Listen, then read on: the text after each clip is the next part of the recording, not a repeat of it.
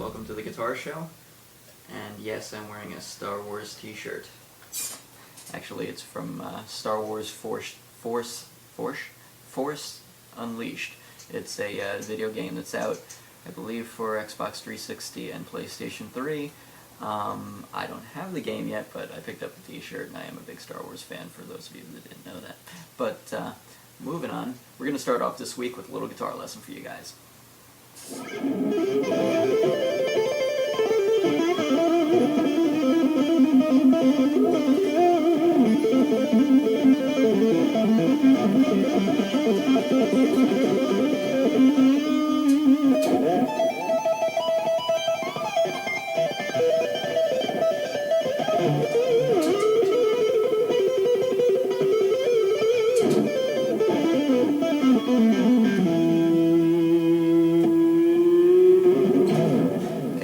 Today we're going to be going over some finger tapping, just like I just did.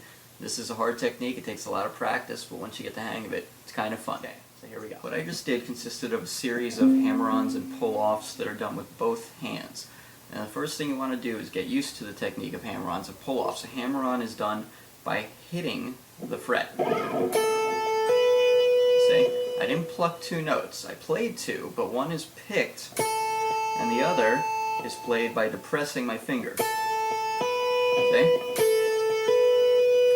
The next one, which is a pull-off, is the opposite. I pick the first note while holding two notes, and the second note is played by sort of plucking off of my left hand, like this.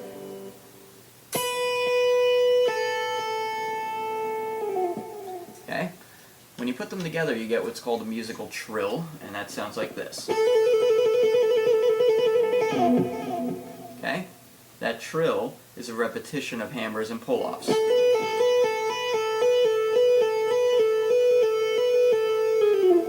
It does help to get a little overdrive on your guitar. Whatever gain you have does help this out a little bit because the guitar is more sensitive, but you can practice it clean and unplugged. It's a technique like any other.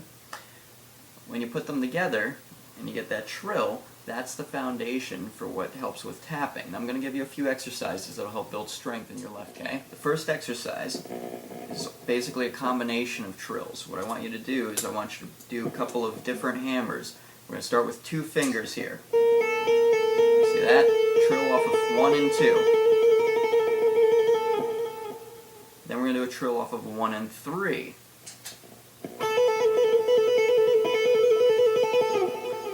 Then do a trill off of 1 and 4. Pinky is naturally the hardest one. You might not get any sound out of the pinky at all on your first few tries. You'll get it, just keep trying. A lot of the strength comes from your thumb in the back. Make sure your thumb placement is correct. See how mine's sitting back here? Don't have your thumb up here. Shouldn't be resting up on top of the guitar. And it doesn't have to be all the way down here. It should be right in the middle, good and strong. Imagine like you're pinching something. Once you get those exercises, try to just go through them like this.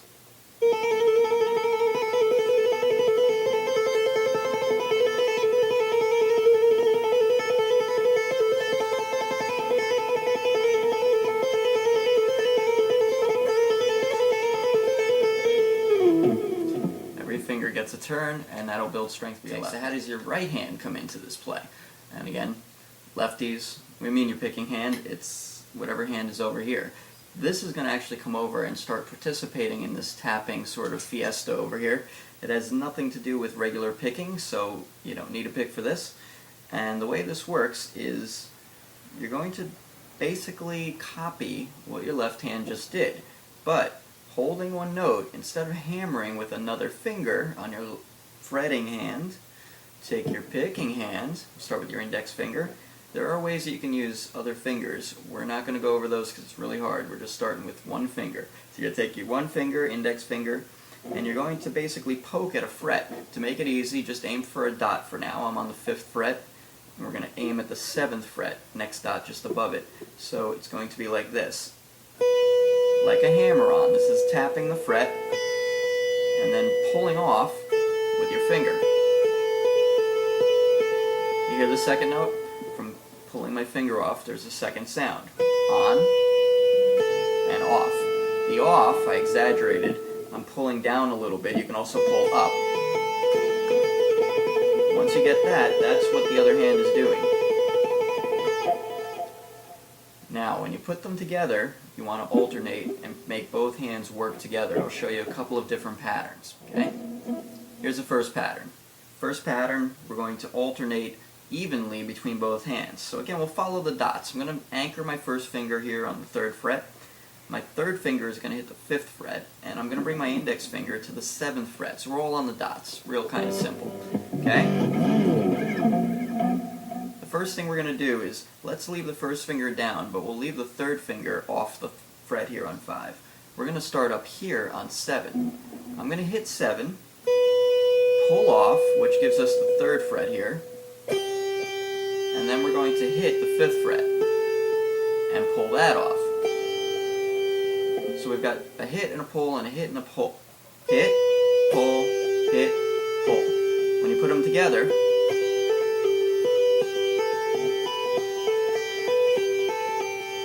they alternate. Try to do this with a metronome. Everything is about timing. Keep it even. And once you get that flow with the metronome and your timing is good and tight, speed it up just a little bit and you start getting this sound.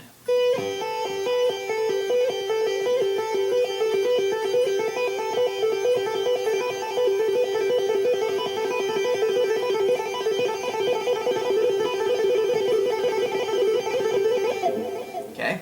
It's really hard to get it quick, but when you get the hang of it, it's not too bad. It actually has a flow and a rhythm to it that you can hear and you can sound it out. It becomes one sound, not a series of just really quick notes.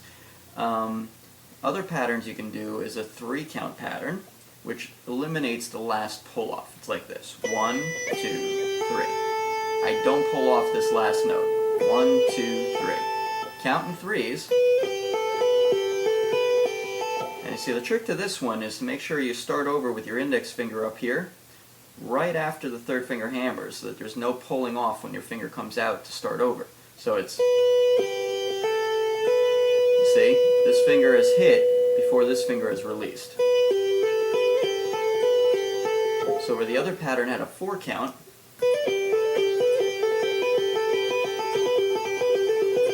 1, 2, 3, 4, 1, 2, 3, 4. Okay, slower. The other one has a 3-count. When you do them fast, you can hear there is a distinct difference. Fast 4-count.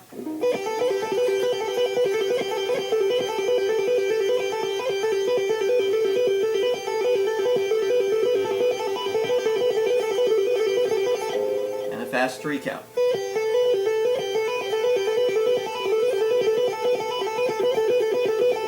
Okay? They're very similar. When you get things really quick, it is hard to hear the differences, but they do sound different. How do you make these complicated and cool? It's an endless thing, like anything. I mean, you're playing scales when you're doing this, and sometimes even chord arpeggiations. There are no limits. So, one of the things that you can do is to apply 2 different ideas to this. Start moving and changing notes. We'll do it on just one string. What you can do is take the notes of a scale. I'm going to take these 3. Right on the dots. 3, 5, and 7. The note that we're going to tap will be 12.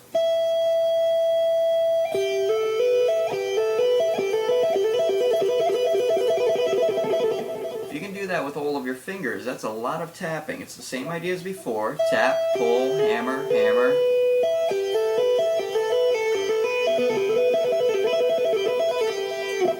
That's pretty hard, but we'll keep it simple, and what we're going to do is just use one finger to change the left hand notes. So the fretting hand is going to just move